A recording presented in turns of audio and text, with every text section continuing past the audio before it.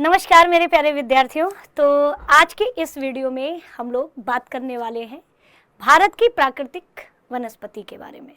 जैसा कि हम लोगों ने पहले उसमें हम लोगों ने भारत का एक सामान्य परिचय देखा था और उनके अवस्थिति एवं विस्तार के बारे में देखा था। दूसरे में फिर हम लोग इसी सीरीज़ में आगे बढ़े। फिर हम लोगों ने पूरे भौगोलिक आकृति के बारे में देखा था, कहाँ पर्वत है, कहाँ पठार है, कहाँ मरुस्थल है, कहाँ द्वीप समूह है। फिर हम लोगों ने इसी सीरीज़ में आगे हम लोगों ने भारत की नदियों के बारे में देखा था, उत्तर भारत का पोआ तंत्र, दक्षिण भारत का पोआ तंत्र। फिर इसी सीरीज़ में हम लोगों ने भारत के मानसून को देखा था, है ना। मतलब कि कुल मिला करके हमारा ये ध्येय है कि आप थोड़े से समय में एक तरीके से किसी भी टॉपिक को किस तरह से रिवीजन कर सकते हैं, ठीक है। और इसी सिलसिले में अब हम लोग अगले सीरीज में अब आएंगे और ये है वनस्पति। जैसा कि हम लोग ने देखा कि जब हम इंडियन मानसून यानी कि भारत का हम लोगों ने मानसून जब पढ़ लिया, तो मानसून पढ़ने के बाद हमारे पास क्या है कि जब हमें ये पता चल गया कि कहाँ पर कितनी मात्रा में बारिश होगी, उस हिसाब से हम वहाँ की वनस्पति के बारे में भी हम पता कर सकते हैं। क्योंकि अगर हम वनस्पति के बारे में देखें तो वनस्पतियाँ, है ना, दो चीज़ों पर निर्भर है, वहाँ के तापमान और वहाँ के वर्षा की मात्रा। जिस स्थान पे जैसी वर्षा की मात्रा होगी, जैसा तापमान होगा, हमें वैसी ही वनस्पति वहां पर देखने को मिलेगी। क्लियर है? क्लियर है। तो चलिए अब हम लोग इसी में शुरू करते हैं। सबसे पहले स्टूडेंट्स, पहले हम लोग एक नज़र में देख लेते हैं कि कहाँ पर कितनी मात्रा में, यानी कि वर्षा की मात्रा देख लेते हैं। हमने आपको मानसून तो बताया था, लेकिन हमने ये नहीं बताया था कि वर्षा की कहाँ पर कितनी मात्रा होती है। और आइए थोड़ा सा हम लोग वर्षा की मात्रा देख लेते हैं। जैसा कि अगर हम भारत के मानचित्र पर देखें तो आइए ऐसे देख लेते हैं। अब वर्षा की मात्रा में सबसे पहले आप भी जानते हैं स्टूडेंट्स कि दो ऐसे क्षेत्र हैं भारत में जहाँ पे हमें क्या देखने को मिलेगा। तो दो ऐसे क्षेत्र हैं जहाँ पे हमें क्या देखने को मिलेगा, तो हमें ये देखने को मिलेगा कि वहाँ मरुस्थल है ना, वहाँ पे मरुस्थल है। अब ये कैसा बन जा रहा है, रुक जाइए, ऐसा करते हैं, एक सेकेंड, अच्छे से देख लेते हैं।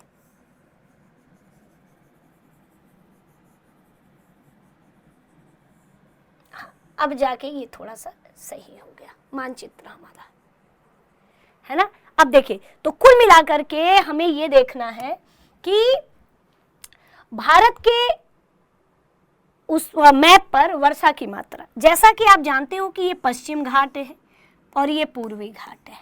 पूर्वी घाट है, पश्चिम घाट कितना है बच्चों, तो पश्चिम घाट ये इसकी ऊंचाई ज़्यादा है, तो वर्षा की मात्रा यहाँ से गई और ये आप भी जानते हो कि यहाँ पे वर्षा क्या होगी, रुकेगी।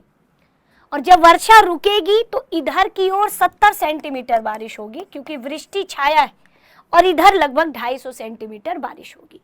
तो 250 सेंटीमीटर या उससे अधिक यहाँ पे अगर बारिश होती है तो ये सब सदाबहार वन वाला क्षेत्र माना जाता है। सदाबहार वन वाला क्षेत्र माना जाता है। और इधर जहाँ पे 70 सेंटीमीटर लगभग या इससे कम बारिश होती है तो वो कटीली झाड़ियाँ हमें देखने को मिलती है। तो ये सब है। और बाकी इधर से जब आपका यहाँ से बंगाल की खाड़ी की शाखा से जाएगा तो ऐसे आपकी वर्षा की मात्रा कम होती जाएगी। और ये तो आपकी अरावली वाला क्षेत्र है। तो ये वर्षा की मात्रा जब कम होती जाएगी स्टूडेंट्स, तो जाहिर सी बात है कि आपके जैव विविधता में भी अंतर देखने को मिलेगा, क्योंकि वर्षा की मात्रा ही डिपेंड करती है कि वहाँ की वनस्पति कैसी होगी। तो यानी कि यहाँ पे लगभग 1000 सेंटीमीटर बारिश हो रही है, तो इधर लगभग सदाबहार वन यहाँ पे मेघालय क्षेत्र में देखने को मिलेगा, मानसीन राम में, चेरापूंजी में, असम में। ऐसे जब जाओगे तो 120, 110 ऐसे करते करते करते तो इधर पर्णपाती वन देखने को मिलेगा, लेकिन इधर के क्षेत्र में हमें कटीली झाड़ियाँ देखने को मिलेंगी। क्लियर है। अब आते हैं, तो सबसे पहले हम लोग यहाँ पे वनों के प्रकार देखेंगे। वनों के प्रकार में आइए थोड़ा सा एक बार देख लेते हैं। वनों के प्रकार में, वन में सबसे पहले अगर हम देखें तो आपका सदाबहार वन, और अभी डिटेल में हम लोग इस पर बात करेंगे। फिर दूसरा है पर्णपाती वन, पर्णपाती वन। फिर तीसरा है आपका कटीली झाड़ियां या कटीले वन, कटीली झाड़ियां,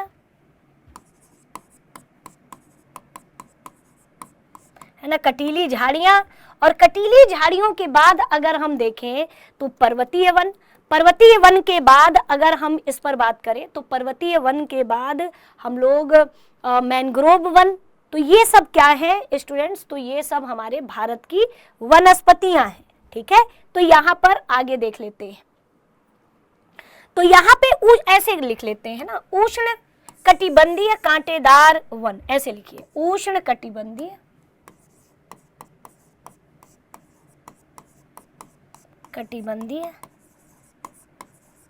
कांटेदार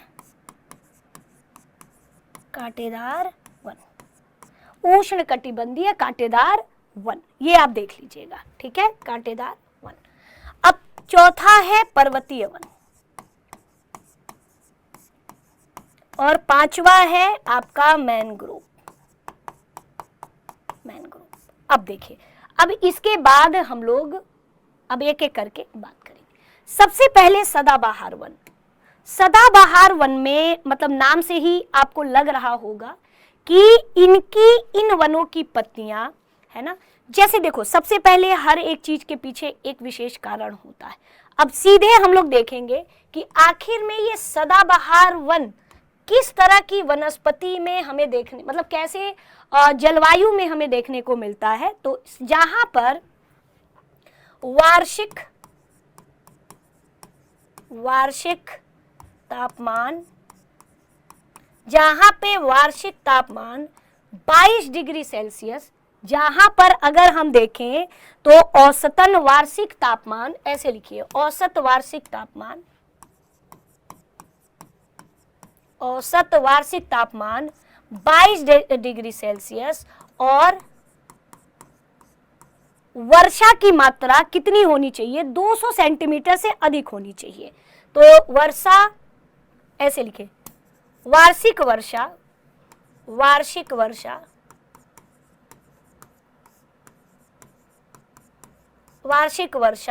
200 सेंटीमीटर से अधिक, 200 सेंटीमीटर से अधिक। अगर 200 या 200 सेंटीमीटर से अधिक वर्षा होती है तो यानी कि वहां पे सदाबहार वन पाए जाते हैं। मतलब कि सदाबहार वन पाए जाने की खासियत ये है कि जहां पे तापमान लगभग 22 डिग्री सेल्सियस, है ना, से अधिक अगर रहता है, 22 डिग्री सेल्सियस से अधिक अगर रहता है, और जहां पे वार्षिक वर्षा 200 सेंटीमीटर से अधिक होती है, तो वहां पे क्या होगा, तो वहां पे सदाबहार वन देखने को मिलता है। दूसरी चीज, मतलब कुल मिलाकर के आर्द्र जलवायु होना चाहिए। जहां पे उष्ण आर्द्र जलवायु, जहां उष्ण आर्द्र जलवायु अगर है, आर्द्र जलवायु है, तो वहां पर यह वर्षा देखने को मिलेगी। और दूसरी चीज यहाँ पे क्या है कि कौन सा ऐसा स्थान है जहां पे सदाबहार वन देखने को मिलता है, तो वो स्थान लिखेंगे पश्चिम घाट के पश्चिम ढाल पर, है ना, पश्चिम ढाल पर, है ना, ढाल पर, यहां पर बारिश। और अंडमान निकोबार में,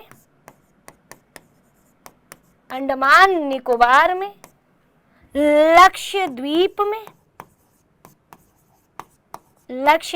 में, तमिलनाडु में, ऐसा रुक जाओ इसमें। तो अंडमान निकोबार में, लक्षद्वीप में, पश्चिम घाट में, उत्तर पूर्वी राज्य होगा, उत्तर पूर्वी राज्यों में, आदि इन सब स्थानों पर हमें सदाबहार वन देखने को मिलते हैं। तो उत्तर पूर्वी राज्यों में आपको भी पता है कि मानसीन राम, जो मेघालय क्षेत्र है, असम है, इन सब जगहों पे बारिश बहुत होती है। तो जाहिर सी बात है कि ज़्यादा बारिश तो यानी कि सदाबहार वन। पश्चिम घाट के पश्चिम ढाल और अंडमान निकोबार, लक्षद्वीप, इन सभी जगहों पे आपको क्या देखने को मिलेंगे? सदाबहार वन देखने को मिलेंगे। अब उदाहरण स्वरूप अगर एग्जाम में कभी पूछ दे कि उदाहरण में आखिर सदाबहार वन कौन है, और आजकल परीक्षाओं में बहुत पूछा जा रहा है, तो सदाबहार वनों में आप लिखेंगे रोजवुड। क्या लिखेंगे? रोजवुड और रबर, एबोनी, एबोनी लिखेंगे, एबोनी। तो यहां पे आपका रोजवुड, एबोनी और सिनकोना, ये सारे के सारे आपके क्या हैं? सदाबहार वन के रूप में हमें देखने को मिलते हैं। और महोगनी भी है, महोगनी भी है, आदि आदि, ये सभी सदाबहार वन है। कभी आपने सोचा है कि आखिर सदाबहार वन जो होते हैं आखिर ये हरे भरे क्यों दिखते हैं? बहुत सारे तर्क जो है जवाब हमारे सामने आएंगे। तो ये ध्यान रखिएगा स्टूडेंट्स कि ये साल भर हरे भरे हमें दिखाई पड़ते हैं। किसी खास विशेष में इनकी पत्तियां नहीं झड़ती है, मतलब एक साथ नहीं झड़ते, यानी कि पूरे साल ये हरे भरे दिखाई देते। पूछिए क्यों? क्योंकि देखो, अगर हम कंपेयर करें तो जो पर्णपाती वन है ना, पर्णपाती वन आखिर शुष्क मौसम में, आप जानते हो कि किसी पौधे के लिए पानी की काफी आवश्यकता होती है। यदि पानी ही ना मिले तो वो तो पौधा ही सूख जाएगा। तो जब गर्मियों के टाइम में ना, जब शुष्क मौसम आता है तो ऑलरेडी आप जानते हो कि वातावरण में नमी की कमी रहती है, और धीरे धीरे कुल मिलाकर के पौधे का पूरे तरीके से ध्यान इस बात पर रहता है कि किस तरीके से हम अपनी पत्तियां गिरा दें जिससे कि हम पानी की कमी से बच सके। क्योंकि शुष्क मौसम में जब पानी की कमी होती है तो ये लोग और ज्यादा पानी की कमी ना हो, जिसके कारण ये अपनी पत्तियां गिरा देते हैं। अब आपके मन में आएगा कि मैम क्यों ऐसा, पत्तियां से क्या संबंध है? तो यदि आप लोगों में से कुछ लोग बायो के स्टूडेंट होंगे तो उनको पता है कि पत्तियों में एक प्रोसेस होता है ट्रांसपायरेशन, यानी वाष्पोत्सर्जन की क्रिया। वाष्पोत्सर्जन की क्रिया के द्वारा कोई पौधा क्या करता है, तो वो एक्सेस वाटर को जलवाष्प के रूप में निकालता है। तो कहते हैं ना कि जितना ज्यादा बड़ी पत्ती उतना ज्यादा ट्रांसपायरेशन, जितनी ज्यादा पत्ती उतना ज्यादा ट्रांसपायरेशन। तो यदि पत्ती ही नहीं रहेगी तो ना ट्रांसपायरेशन होगा और ना ज्यादा वाटर लॉस होगा, और पानी की कमी से बचा भी जा सकता है और पेड़ सूखेंगे भी नहीं। समझ गए? तो ये सारे तरीके होते हैं, है ना। तो इसी वजह से पानी की कमी से बचने के लिए कोई पेड़ क्या करता है, अपनी पत्तियों को, है ना, शुष्क मौसम में गिरा देता है। और जिनके पास ऑलरेडी इतना पानी है तो इनके पास तो कभी पानी की कमी ही नहीं होगी, और जब पानी की कमी ही नहीं होगी तो हमेशा सदाबहार दिखेंगे। इनको गिराने की जो है पत्तियां जरूरत क्या पड़ेगी, ऑलरेडी इनके पास कभी पानी की कमी ही नहीं होती है। तो इनका क्या होता है ना कि यहाँ पे जो सदाबहार वन होते हैं, इनके सभी पौधों का फूल आने का समय, है ना, फूल आने का समय, पत्तियों के झड़ने का समय, फल लगने का समय, सबका अलग अलग होता है। ठीक है, तो इसीलिए जब पत्तियों के झड़ने का समय अलग अलग है तो जाहिर सी बात है कि अगर एक झड़ी तो एक में हरा पत्ता लगा हुआ है, तो इसका मतलब कि ये कभी वीरान नहीं दिखती हैं, हमेशा सदा हरित दिखती हैं, सदाबहार वन इसीलिए कहलाती है। तो अब आपने बहुत कम समय में हम इतना ही सदाबहार वनों के बीच में हम समझा सकते हैं। और आप देख सकते हो सदाबहार वनों में जो पेड़ होते हैं इनकी ऊंचाई स्टूडेंट्स बहुत, यानी कि यहाँ वृक्षों की ऊंचाई जो होती है ना, यहाँ वृक्षों की ऊंचाई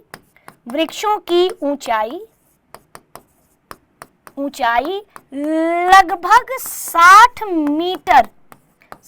मीटर तक होती है, या इससे अधिक, है ना। 60 मीटर तक यहाँ पे लगभग ऊंचाई वृक्षों की होती है, या इससे अधिक हो सकती है। अब आपके मन में होगा मैम क्यों? क्योंकि देखो ये पेड़ इतने घने हैं, अब फोटो देखो, इतने घने हैं कि यदि सूर्य का प्रकाश अंदर तक नहीं पहुंच पाता है, दिन में भी नहीं पहुंच पाता है। अब आप सोचो इतने घने हैं तो सूरज का प्रकाश अंदर कैसे जाएगा? इतना अंधकारमय ये जंगल होता है कि यहाँ पे सूर्य का प्रकाश हमें नहीं जाते हुए दिखाई देगा अंदर तक। तो यहाँ पे सूर्य के प्रकाश को पाने की होड़ में वृक्ष इतनी ऊंचाई तक आता है कि जितना ज्यादा हम ऊंचे उठेंगे उतना जल्दी हमें प्रकाश मिल जाएगा। तो यहाँ पे मेरे प्यारे स्टूडेंट्स 60 मीटर या इससे अधिक ऊंचाई के वृक्ष पाए जाते हैं। तो आप देख लीजिएगा। तो ये था। अब आते हैं पर्णपाती वन। तो सबसे इसको हम आम बोलचाल की भाषा में इसे पतझड़ वन के नाम से भी जानते हैं। यानी कि एक विशेष मौसम में इनकी पत्तियां क्या हो जाती हैं? गिर जाती हैं या झड़ जाती हैं, है ना, शुष्क मौसम में। क्यों? क्योंकि पानी की कमी से इनको बचना है ना, और पानी की कमी से बचना है तो स्वाभाविक सी बात है कि ये अपनी पत्तियां क्या करती हैं? गिरा देती हैं। क्लियर है? और इसे मानसूनी वन के नाम से भी जाना जाता है। मानसून वन के नाम से भी जाना जाता है। भारत में सबसे अधिक यही है।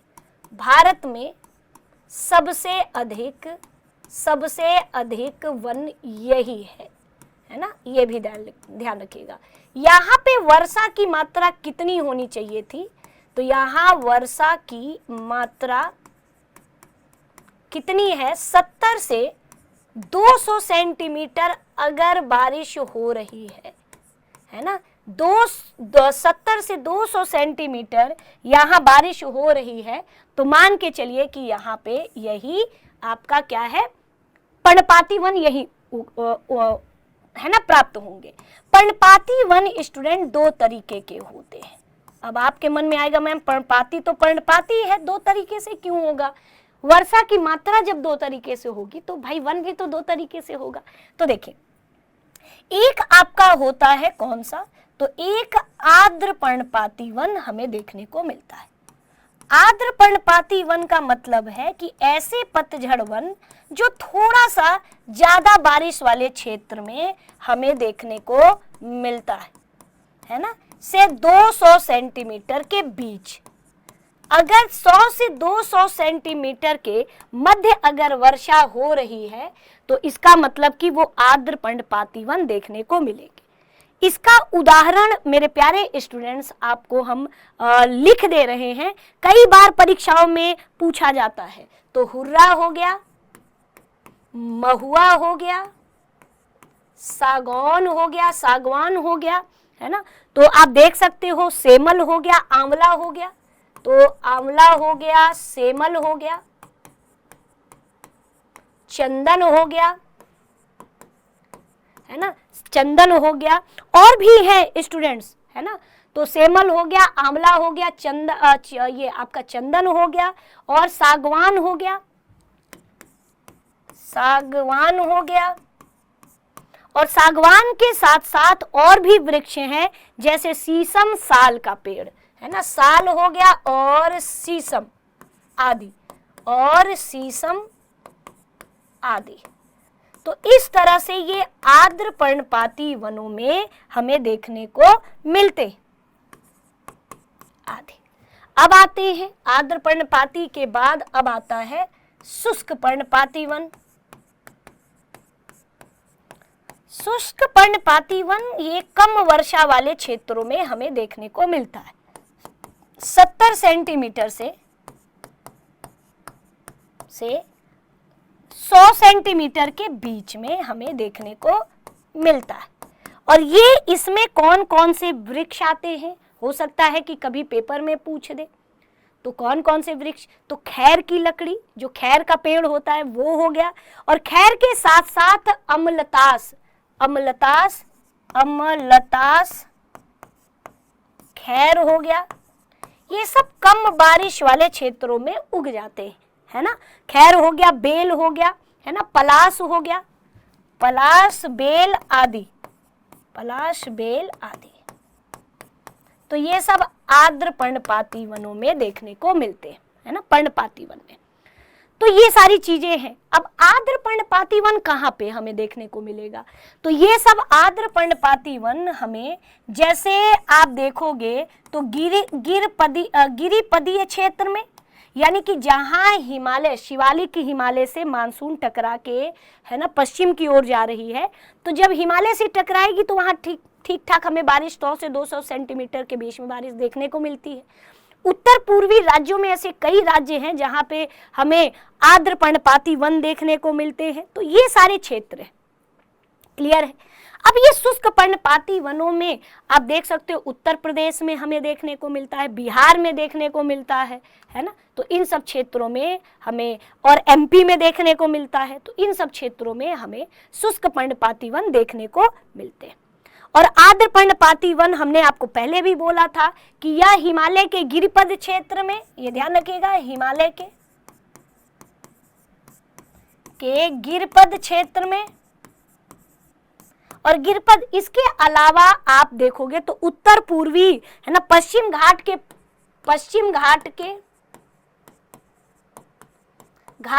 पूर्व की ओर देखेंगे, है ना, पूर्व की ओर, है ना, पूर्व की ओर। इसके अलावा हम देखेंगे तो ओडिशा में आदि, इन सब जगहों पे हमें ये देखने को मिलता है। बाकी ये आपका उत्तर प्रदेश, जो राजस्थान से, हरियाणा से सीमा लगता है वो, और बाकी एमपी और इन सब जगहों पे हमें आपका शुष्क पर्णपाती वन देखने को मिलता है। तो ये था स्टूडेंट्स। अब आते हैं कांटेदार वन। कांटेदार वन देखिए, आप जानते हैं कि अगर 50 सेंटीमीटर से कम वर्षा अगर हो रहा है, 50 सेंटीमीटर से अगर कम वर्षा हो रहा है, तो वहां पे हमें कटीले वन देखने को मिलते हैं। कटीले वन में आप देखोगे स्टूडेंट्स, तो आखिर ये कांटा कहां से आ जाता है? कभी आपने सोचा है कि कांटेदार जो आपके वन हैं वो कहां से आ जाते हैं? कभी सोचा है कांटेदार वन कहां से आ जाते हैं? तो जो ये आपके उष्ण कटिबंधीय जो कांटेदार वन है स्टूडेंट्स, ये आपके जानते हैं कहां से आते हैं? तो ये कांटेदार वन, ये पत्तियां, सीधे हम लिखेंगे कि जल की कमी से बचने के लिए पत्तियां कांटों के रूप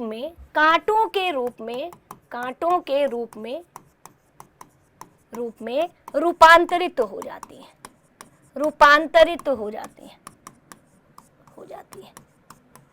क्यों? क्योंकि ट्रांसपायरेशन, आप जानते हो कि राजस्थान हो गया, गुजरात के कुछ क्षेत्र हो गए, हरियाणा के कुछ क्षेत्र हो गए, इन सब जगहों पे बेसिकली राजस्थान में पानी की कमी होती है। अब पानी की कमी है, अगर पत्तियां बहुत बड़ी बड़ी रहेंगी तो ज़्यादा से ज़्यादा वाटर लॉस होगा वाष्पोसर्जन क्रिया के द्वारा।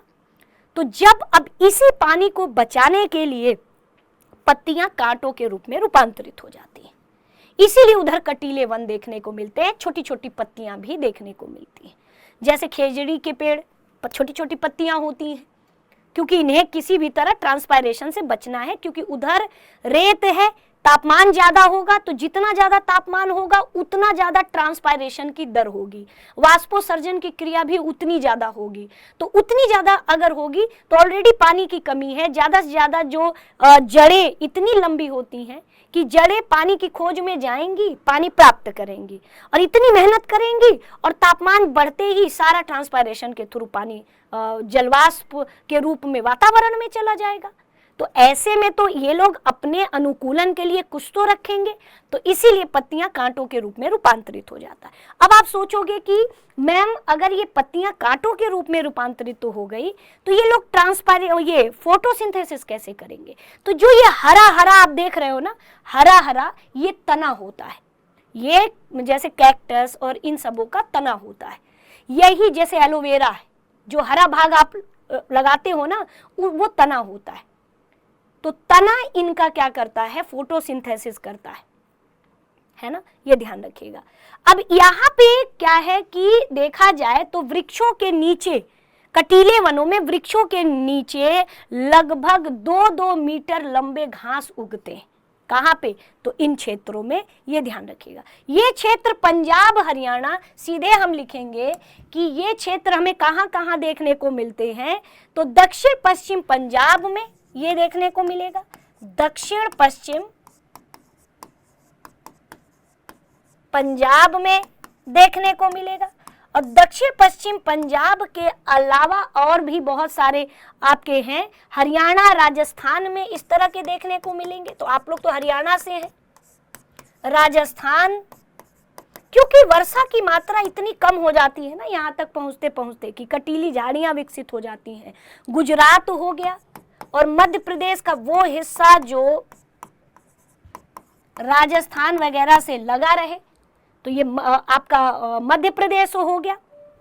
और उत्तर प्रदेश के अर्ध शुष्क क्षेत्र, और उत्तर प्रदेश के अर्ध शुष्क क्षेत्र शामिल, अर्ध शुष्क क्षेत्र शामिल है। अब हमें यह देखना है कि इनमें कौन कौन से, है ना, आपके जो है वनस्पति इसमें आती है, तो वो भी आप लिख लीजिएगा, क्योंकि वनस्पति से इसमें सवाल पेपर में कई बार पूछे गए। तो इसमें तो आप कॉमन सेंस है कि खेजड़ी का पेड़ हो गया या फिर कैक्टस हो गया, खजूर हो गया, तो इसमें खजूर आता है, खैर आता है, खेजड़ी आता है, कैक्टस आता है यानी नागफनी आता है ना, नागफनी आता है, बेर का पेड़ आता है, बेल का पेड़ आता है, आदि आदि, इतना बहुत है। तो ये सब हमें देखने को मिलता है, तो ये भी आप एक बार देख लीजिएगा, ठीक है।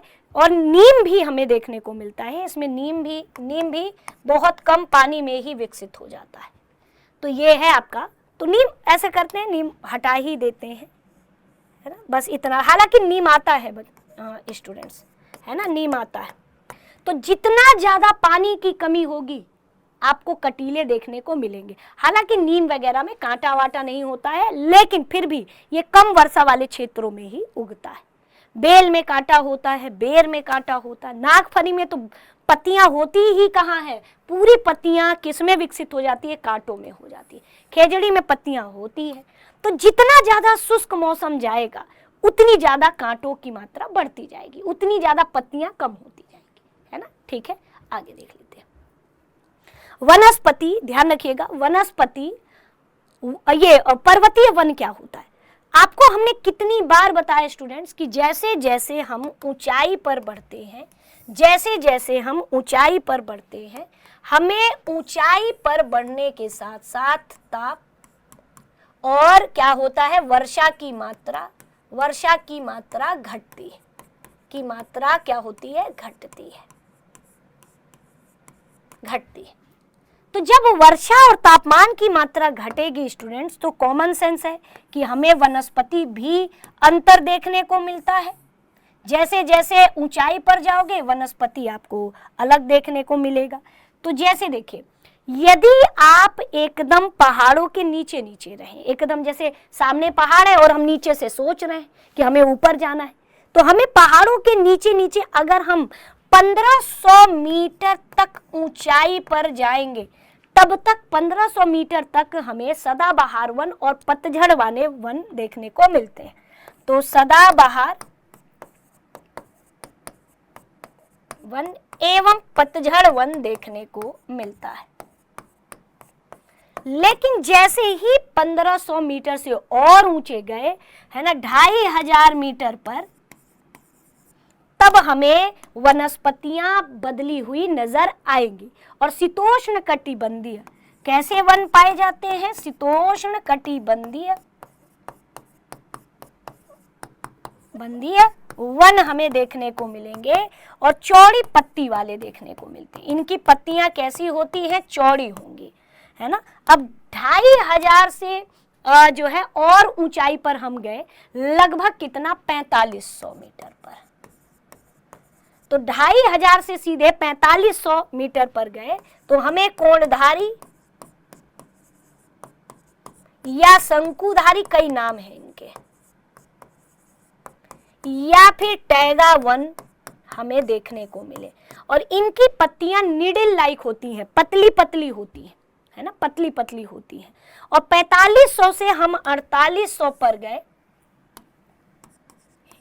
4800 मीटर, तो हमें कुछ नहीं मिलेगा, टुंड्रा मिलेगा। टुंड्रा का मतलब है यहाँ जैव विविधता की कमी है, काई और लाइकेन मिलेंगे, घास मिलेगा, काई लाइकेन ये सब देखने को मिलता है।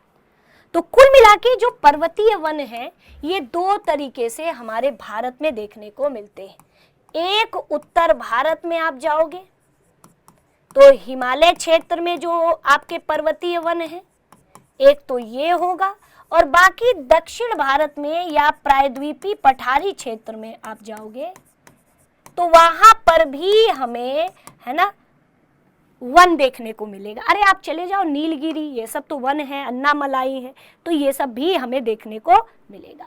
तो हम अभी ये जो हमने बताया है ये हिमालय क्षेत्र में, हिमालय क्षेत्र में 1500 मीटर तक जाओगे तो सदाबहार और पर्णपाती मिश्रित वन के रूप में हमें देखने को मिलेगा। और ऊंचाई पर गए तो चौड़ी पत्तियों वाले शीतोष्ण कटिबंध, और ऊंचाई पर गए तो शंकुधारी वन, और ऊंचाई पर गए तो आपको टुंड्रा देखने को मिलेगा। और टुंड्रा के ऊपर गए तो कुछ नहीं, हिमाच्छादित है, सब कुछ क्या है, हिमाच्छादित है। अब इसमें क्या है तो शीतोष्ण कटिबंध में ओक, देवदार, मेपल होता है। ओक होगा, देवदार होगा, मेपल होगा, इस तरह के आदि हमें वन देखने को मिलते हैं। लेकिन कोणधारी या शंकुधारी में देखें तो फर, स्प्रूस, है ना, चीड़, ये सब हमें देखने को मिलता है। फर, स्प्रूस, चीड़, यहां भी देवदार देखने को मिलेगा, आदि हमें इस तरह के वनस्पति। और टुंड्रा में तो आपको काई, लाइकेन, बस यही देखने को मिलेगा, कोई वृक्ष देखने को नहीं मिलेगा। अब बात करें स्टूडेंट्स तो दक्षिण भारत में, तो दक्षिण भारत में आप नीलगिरी पर चले जाइए, है ना, नीलगिरी पर चले जाइए। नीलगिरी के साथ साथ आप विंध्याचल में चले जाइए, है ना, विंध्याचल में चले जाइए। विंध्याचल के साथ साथ आप पश्चिम घाट में, इन सब जगहों पे आपको शीतोष्ण कटिबंधीय वन दक्षिण भारत में देखने को मिलते हैं। शीतोष्ण कटिबंधीय वन चौड़ी पत्तियों वाले, है ना, आपको देखने को मिलेंगे। हालांकि आपके दक्षिण भारत में ही एक शीतोष्ण कटिबंध है, वन है, जिसे सोलास कहते हैं या 16 वन के नाम से जाना जाता है। ये 16 वन हमें 3 जगह देखने को मिलते हैं, पालनी पहाड़ी जो कि तमिलनाडु में है, और नीलगिरी में देखने को मिलेगा, और नीलगिरी के अलावा और अन्नामलाई में हमें देखने को मिलेगा, अन्नामलाई में देखने को। तो ये 3 जगह हमें सोलास या 16 वन हमें देखने को मिलता है, और ये भी एग्जाम में कई बार ये पेपर में पूछा गया है, तो ये आप देख लीजिएगा। तो दक्षिण भारत में आपको विंध्याचल की पहाड़ियां हों, पश्चिम घाट की हों, जितनी पहाड़ियां हों, नीलगिरी पहाड़ी हो, इन सभी में शीतोष्ण कटिबंधीय वन हमें देखने को मिलते हैं। लेकिन हिमालय क्षेत्र में हमें सदाबहार वन, पतझड़ वन नीचे, फिर ऊपर शीतोष्ण, फिर और ऊपर गए तो कोणधारी पेड़ देखने को मिलते हैं, या शंकुधारी या टैगा वन देखने को मिलते हैं। तो ये सारे एक ही नाम है। फिर ऊपर गए तो हमें टुंड्रा देखने को मिलेगा, और टुंड्रा में केवल बर्फ पे काई, लाइकेन, घास देखने को मिलेगा। दक्षिण भारत में आपको शीतोष्ण कटिबंध, और शीतोष्ण कटिबंध में आपको 16 वन कहा जाता है। कहाँ पे? पालनी, नीलगिरी, अन्नामलाई में। तो ये था आपके पूरे, है ना, पर्वतीय वन के बारे में। अब 16 वन के उदाहरण कभी परीक्षा में पूछ देगा तो आप क्या बताओगे? तो इसमें 16 वन में आप देखोगे तो आप लिख लेंगे मगनेलिया। मगनेलिया इसका उदाहरण है, मगनेलिया। और मगनेलिया के अलावा सिनकोना, कौन सा है? सिनकोना, जिनकी छाल से, है ना, आपके मलेरिया की दवा बनती है। और लाइरेल। तो 3 ऐसे आपके 16 वन हैं। तो लाइरेल भी लिख लीजिएगा, लाइरेल।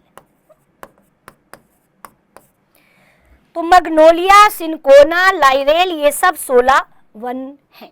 तो ये भी आप देख लीजिएगा। क्लियर है यहाँ पे? क्लियर है? चलिए, तो ये तो था। अब आते हैं स्टूडेंट्स मैनग्रोव पर। क्या आएंगे हम लोग? मैनग्रोव लास्ट है, मैनग्रोव, और इसी के साथ ये आपका खत्म हो जाएगा।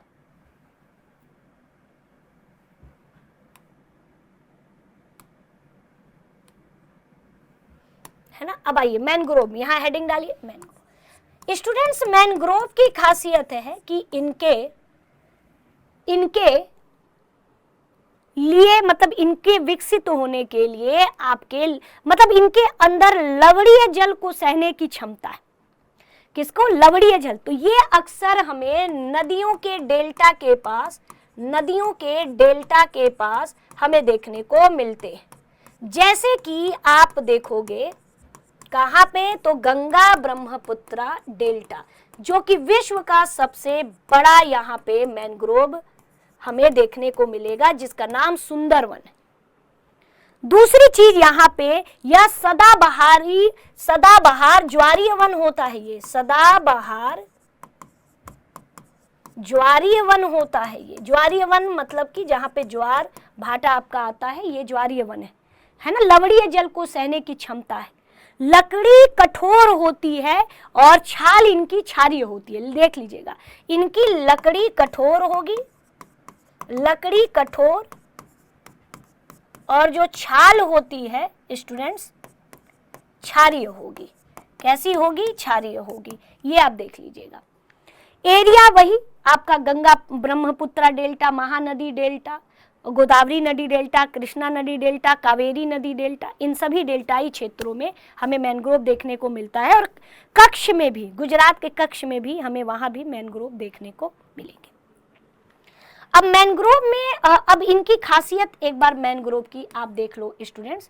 मैनग्रोव की खासियत अगर मैं बात करूं तो इनकी आपको हम एक फिगर दिखा रहे हैं, रुक जाइए, हम आपको मैनग्रोव के एक फिगर दिखा रहे हैं, है ना? रुक जाइए। इनके जो स्टूडेंट्स इनकी जड़ें होती हैं, ये पेड़ों से ना लिपटी हुई होती हैं। इनकी जो जड़ें होती हैं वो कैसी होती हैं? पेड़ों से लिपटी हुई होती हैं।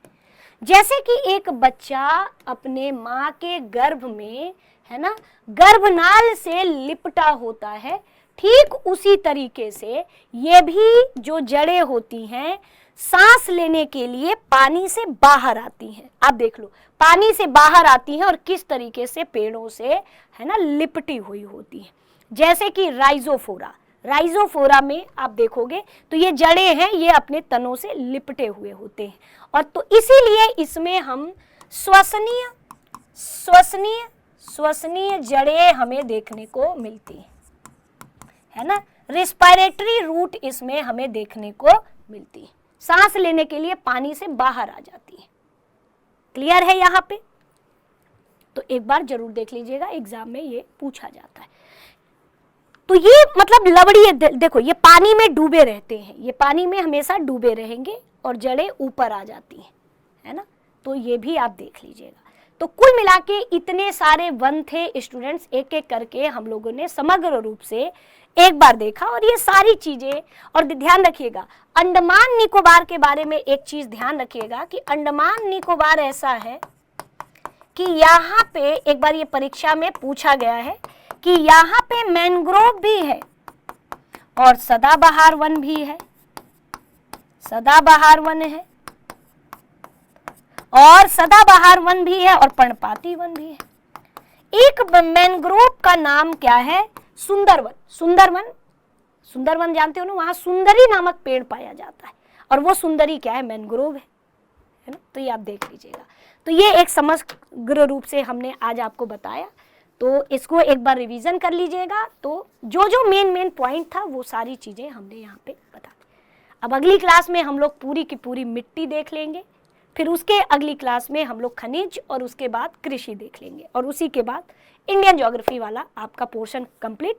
फिर वर्ल्ड ज्योग्राफी में जो मेन चीज होती है वो सारी चीजें हम लोग देख लेंगे। तो मिलते हैं अगली क्लास में, तब तक के लिए bye bye, take care everyone. अब एग्जाम की तैयारी को और बेहतर करने के लिए हमारे चैनल को लाइक, शेयर और सब्सक्राइब करना ना भूलें।